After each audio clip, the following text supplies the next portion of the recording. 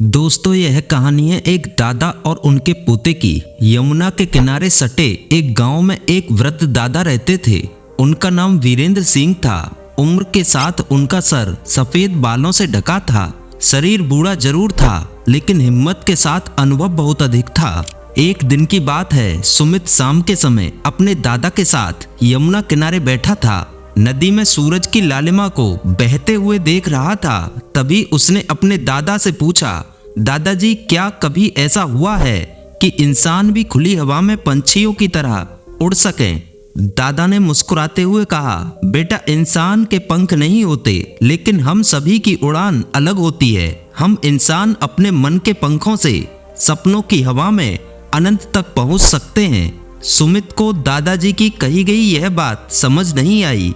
दादाजी, यह मन के पंख, सपनों की हवा, वो कैसे होते हैं? दादाजी ने सुमित से कहा, बेटा, हमारे मन में अनंत संभावनाएं छिपी होती हैं। हम जो कुछ भी सोच सकते हैं उसे हासिल करने की ताकत भी हमारे अंदर होती है। बस जरूरत है उसे पहचानने और उड़ान भरने की हिम्मत जुटाने की। रही सपनों की हवा की बात, तो यह वही हवा होती है जो हमारी सोच को ऊंचा उठाती है और हमें हमारे लक्ष्य तक पहुंचाती है। इतने में सुमित बोला, तो क्या दादाजी, मैं भी उड़ सकता हूँ?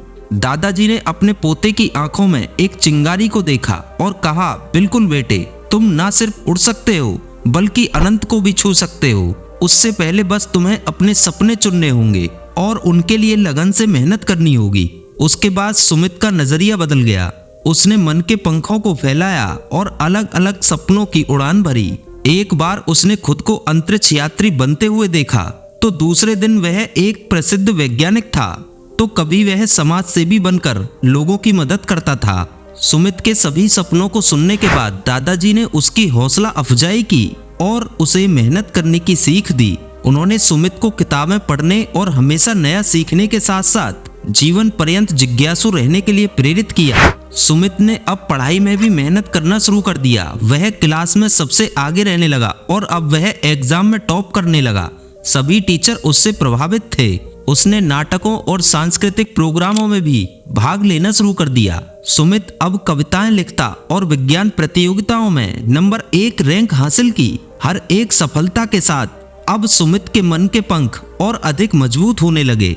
कुछ साल बाद सुमित पढ़ाई करने कॉलेज में पहुंच जाता है। वहां उसने एरो स्पेस इंजीनियरिंग की पढ़ाई शुरू की। उसने अपने बचपन के सपनों को हकीकत में बदलने का फैसला किया। उसके दादाजी ने हर कदम पर उसका साथ दिया, उसे कभी हार ना मानने की सीख दी और हमेशा ही उसके जुनून को जगाए रखा। सुमित की मेहनत रंग लाई। उसने कॉलेज में कई उपलब्धियां हासिल की और अंतरिक्ष यान डिजाइन करने में अपना नाम रोशन किया। आखिरकार उसके बचपन का सपना पूरा होने वाला था। उसने जब मंगल ग्रह पर जाने की योजना तैयार की, तब उसने अपने दादाजी को याद किया और उसने कहा कि दादाजी की प्रेरणा और विश्वास ही उसे इस अनंत उड़ान तक लेकर आए हैं।